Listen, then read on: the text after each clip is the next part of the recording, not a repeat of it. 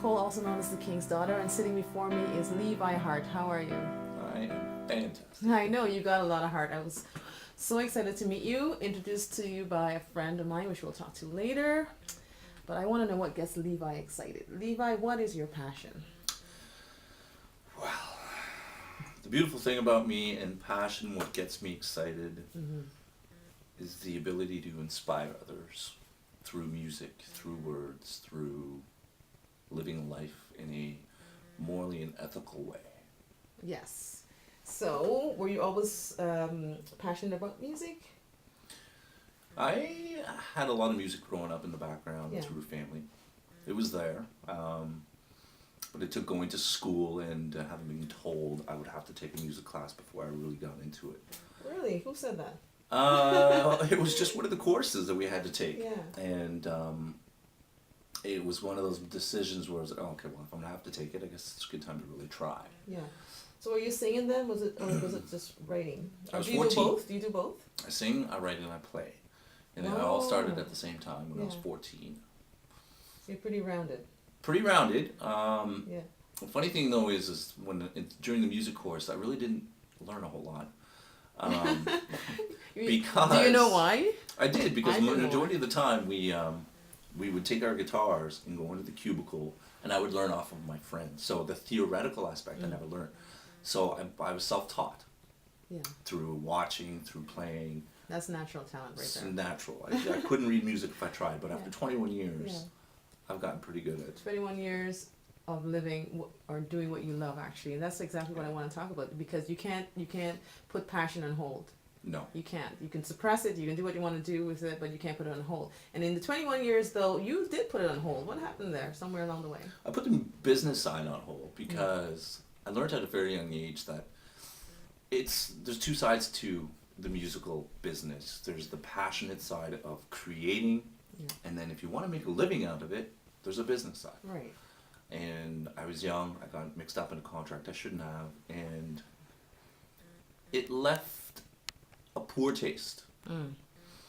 And basically I was told for the next 5 years that said person would get paid no matter what they did, whether the contract existed, whether anything. Right. Imagine that, and you're the one with the gift. Not the one with the gift. You know, but that's how the industry works, right? That also led to you getting even more deeper into things that you least expected to, in terms of, you know, the not just the music, the business side, but the entertainment side and the dark side of music. You know, it's funny.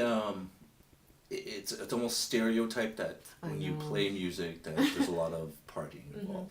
Is that a stereotype or a reality? It can be both. It really depends, because I've seen both sides.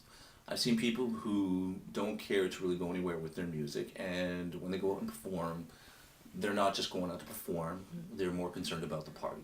They Right. just want to have fun, drink, do drugs, whatever it And is. that's what a lot of people see. That a lot of people see. Yeah. A lot of people do it. And dabble. Did you dabble? I dabbled, and I dabbled socially for a while, and it was okay, and there was no problems with it because I didn't let it control me. But it got to a point after a little while, after having attempted to go down to Nashville for a few times, I came back, and it was the coming back part that didn't work. When you're doing something you love so much, and then it's taken away from you because of things like visas, green cards, whatever it is, it can get pretty depressing. And I never really learned how to manage my feelings very well growing up. So you hid behind. I hid behind the wall Of? narcotics and drugs and yeah. partying. And unfortunately led to the downfall of me not being able to take my business to another level. It wasn't that I was never talented enough, I just was too lost, Yeah. too busy enjoying today, Right. not worrying about tomorrow. And it's important to live for the moment, but it's also important to plan for the future. You paid a price, right? I did. But in every dark cloud is a silver lining. Where are you now? Today, I think that I am in better shape than I've ever been. Yes. My mind, my heart, and my soul, they're connected, Beautiful. which is You're no longer lost. no longer lost. And that's the biggest thing that, as a recovered addict, you lose that when you're deep into addiction. And you lose the connection. You're too busy numbing everything out. You don't feel, you don't care, you don't worry, and it's gone. And that love for life, the desire to get up every morning with a smile on your face, to just go for a walk, breathe, smell fresh air, flowers, whatever it is, it disappears. Yeah. And that was the hardest thing to lose. So now I've got all that back, and you're a few months in.